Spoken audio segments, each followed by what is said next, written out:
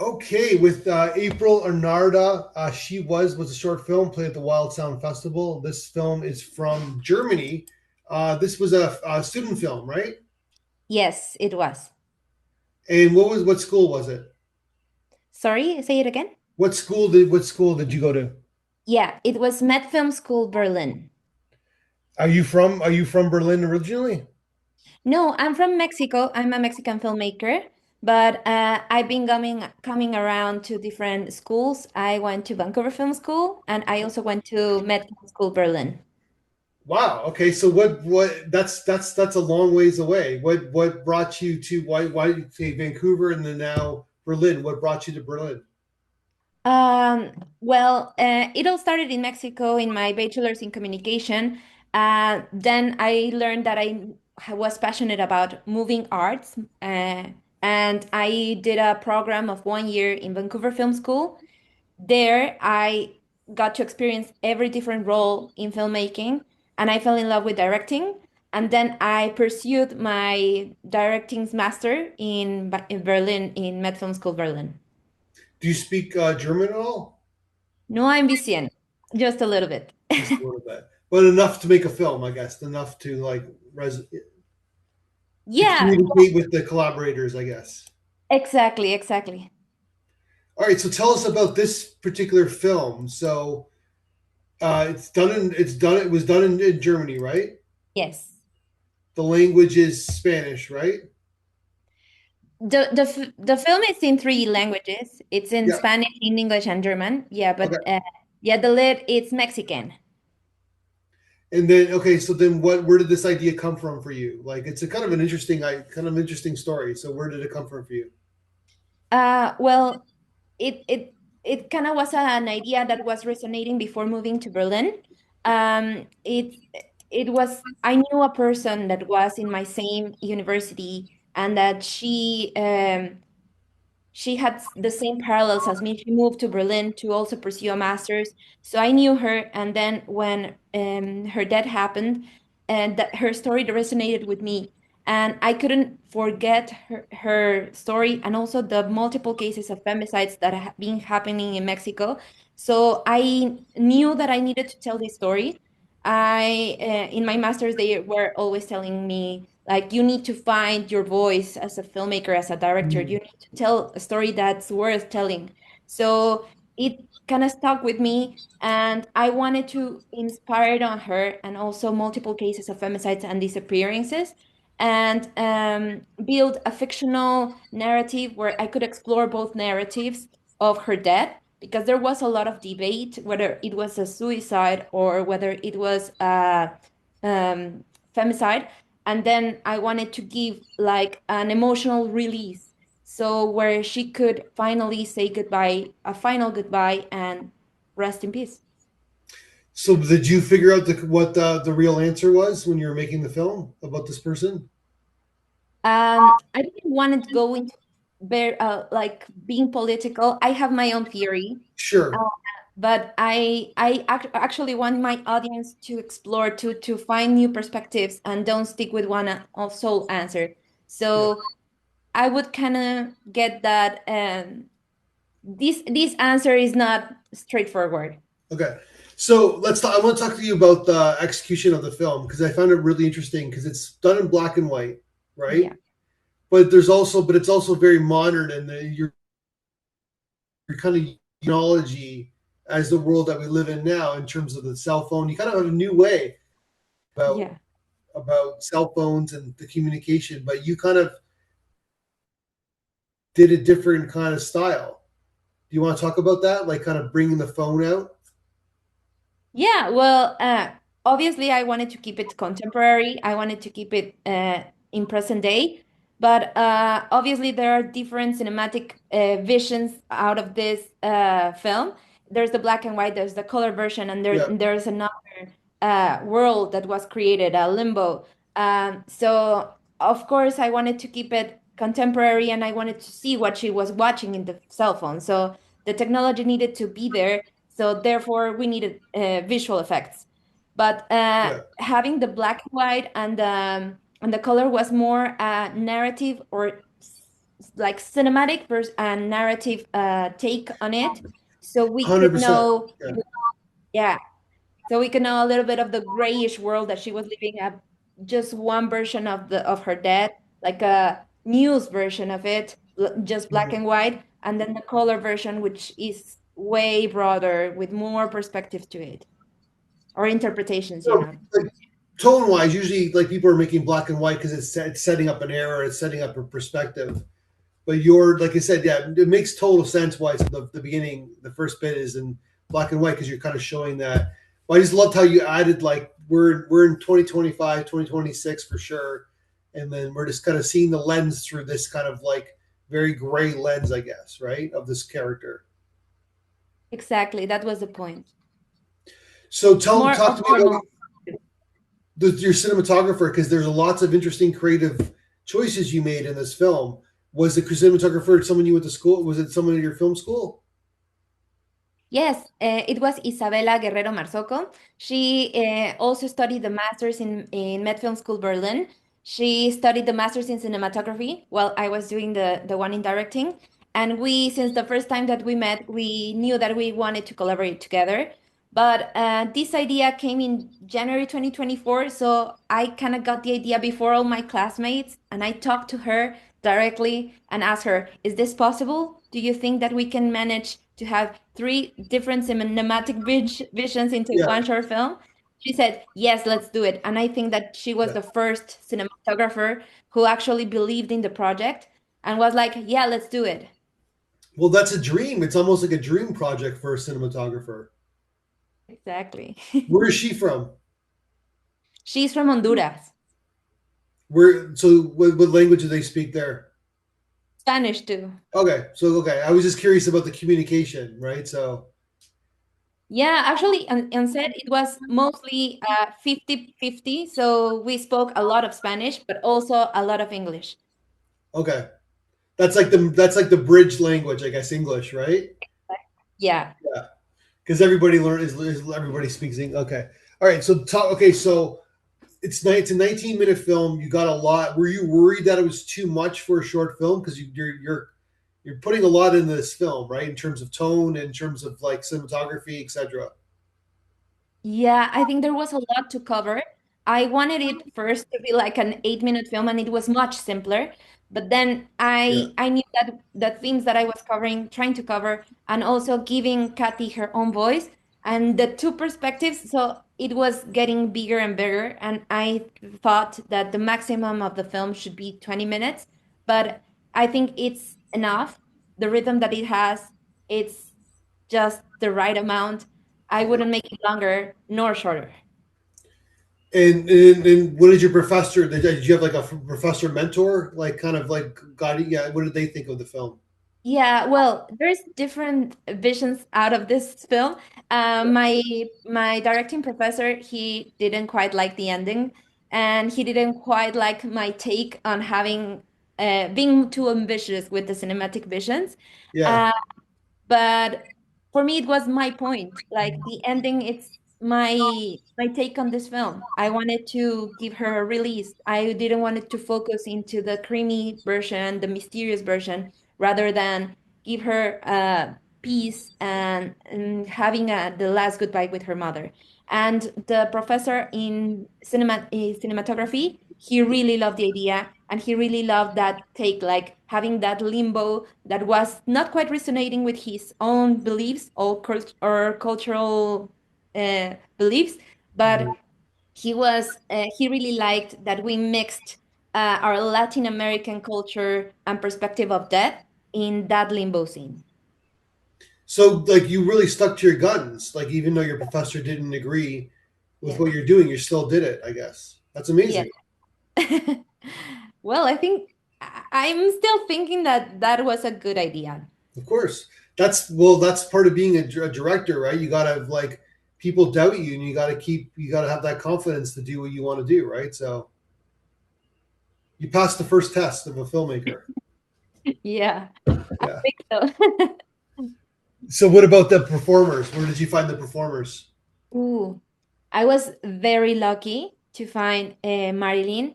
I sent the casting call through Facebook groups and WhatsApp groups and everywhere that I could find a Latin American Spanish speaker performer. In I Germany. Yeah, in Germany. Yeah. I Okay. was open to any Latin American person who could speak I would English. assume that there's not many of them in Yeah, Germany. Yeah. but there's a lot. There's a big community of Latin American people. And then from a friend of a friend, Marilyn saw the casting call. She was working in Mexico and she agreed to do the self-tape. She sent the self-tape. We also interviewed and made the casting for other Latin American performers who were also amazing, amazing, amazing. Uh, it was tough, but Marilyn was the one, and she came directly from Mexico to Dresden, then to Berlin, and she did it. And for the mother, for Darinka, that was way easier. She was one of the two contendants for that role. She went straight. She spoke about what she was feeling about the film. She did one take, and that was it. She got the role. The rest of the cast members, they were collaborators with my school. They were in an acting school that was collaborating with my school, and I pitched them the story and they were all in like directly. That's amazing. So then you just kind of did you do any rehearsal with them or Of like course, yeah. yeah, It oh, was it was first online rehearsals, mostly with yeah. Marilyn. We had a lot of talks and we built the character together.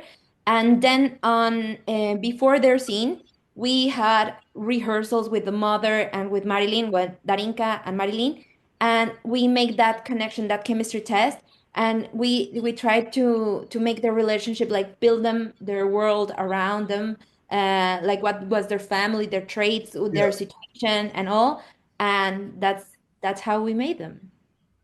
So I want to in your direct I like your director statement a lot that you've put in on Film Freeway. And I want to read the last paragraph. Yeah. You said through this short film, I invite the audience to question their own perspectives on similar cases that appear in the news, to form their own opinion through investigation, to reflect on the importance of giving voice to those who can no longer tell their own story.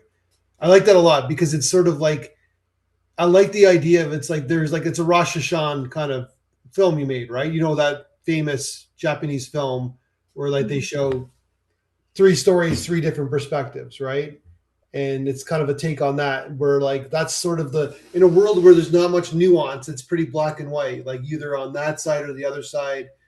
That's true, that's not true, right? I like what you're trying to do in this film, the nuance.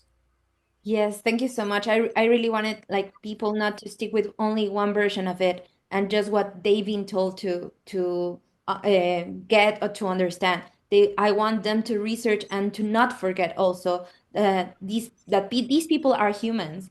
Like not taking to like go into the numbness and just don't act and stick with the what they are told. Yeah, no, and we just because we kind of come up with our own conclusions, pretty basic, and it's never that black and white. There's always gray in every story, right? Yes. Right? It's never one issue. It's always more than one thing that's a cause and effect, I guess, right? Yes. So is this what you kind of want to pursue as a filmmaker from in terms of storytelling, in terms of like what you want to tell these kind of stories more often? I think with this one it was very difficult because I think it was in the border of documentary. I really like to give voices to the people that could not tell their own stories with their own voice. Mm, Uh, and also I really love the healing part of healing of their trauma, the emotional release that they have. So I want to explore those types of films rather than just focusing on real cases and just create fiction out of it. yeah. So how was the editing process for you? Because I'm sure there's a lot of color design, color correction. You gotta sound design's nice. Like, well, tell me about that process, the post production process. Oh, well, we had a lot of collaborators, in total four. Isabella and I, we were constantly in that post-production phase. We had our editor, Missouri Ellis, who collaborated with us all the time, and we were both giving our inputs. Then we send it to in parallel to our colorist and our sound designer, which are our partners. My partner, my husband, is the sound designer, and the partner of Isabella is the colorist. So we kind of collaborated and then went into the coloring room, the editing room, and Yeah. we were the three of us, or four of us, working together to piece all the puzzle. So Eugenio is a cinematographer too, who worked also, who studied also in Met Film School, Berlin. So he kind of already got the vision that we were creating, Isabella and I together. And my sound designer was my sound designer since the first moment that I pitched the idea, because I was while I was writing the script, I was also thinking in sound in since the first moment and since the Yeah. first page. So yeah, that was the process. It was very long. We had to also do a second take of the editing because we had our test screenings and we were not very happy about the project that we had in December of 2024. So we went again into the coloring stage, into the sound design, and again into cutting some pieces until we had our second version in 2025, Oh, April. so what did you learn? Like, did you like give out like forums and have people kind of give out their opinions in the test Yes. screen? Yes, we had that, and also we had audios with their perspectives, with their takes. My directing professor was there, also, and cinematography professor was also there. We had a lot of our students that were colleagues from Med Film School Berlin, but also external people who are also filmmakers. They were there in this screening, and we were asking them what their opinion was and recording them, and just went into the editing room and again and changed everything. Well, not everything, just the final part. That's amazing, and it's like you kind of really listen. What whose idea was to do the test screening? That's a great idea. It was both Isabella and I. Yeah, you wanted to see perspective, and Exactly. then so you said you got the idea in January 2024. That was the test screening was in December, and then you kind of you finished it in 2025, I guess, right? Yes, in April 2025. Yeah, and now it's out the festivals. Are you almost done the festival run? Almost done. I think that it's going to end in January 2027. Oh wow! And what's next for you? Are you still living in Germany? Yes, I'm still living in Germany. It's been 2 years now. And I am working on post-production on a project that is called Promise Day. And it's a dance short film that explores healing trauma through movement. Oh, so it's a dance film. Yes, What made you want to do a dance film? I'm a dancer myself. Okay. So yeah, and I'm passionate about moving arts. So I really wanted to explore that side of filmmaking and mixing my both passions into one. So that's in post production. You're just editing that right now. Yes, and it's also in black and white if you want to know. I want to see it. I do. We do a nice dance festival. We have a fun. We do lots of dance festivals, so I want to see it. So, Lovely. I would yeah, love I it. love dance films, right? So okay. So then you're gonna do that, and then where are you gonna stay in Germany? Yes. And I'm also working as a producer right now, helping other students also to make their projects. Oh, you're working at the school Yes, with the school. Yeah. with the school, and then you're learning German. I'm sure you. I'm assuming you're learning German at the same time. Yes, yes, exactly. How's that? How's that coming on? It's hard, like when you're Very older, hard. to It's learn the very, language, right? yes. Especially German. I heard that's like that's a tough language. It has a tough grammatic into it. Yeah. Yeah. The declination of the articles, oh, it makes it impossible. So you know, obviously, you know how to speak Spanish. You know how to speak English, obviously. And Yes. then now you're speaking anything, any other language you know how to speak? French. French. Okay. Well, it's a Latin, I guess, right? Yes, yes, it's easier. Yeah.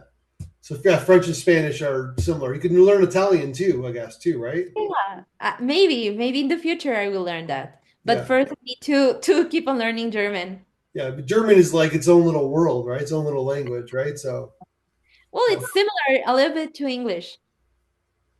so how is the German film scene like? Besides, like, is there independent film scene?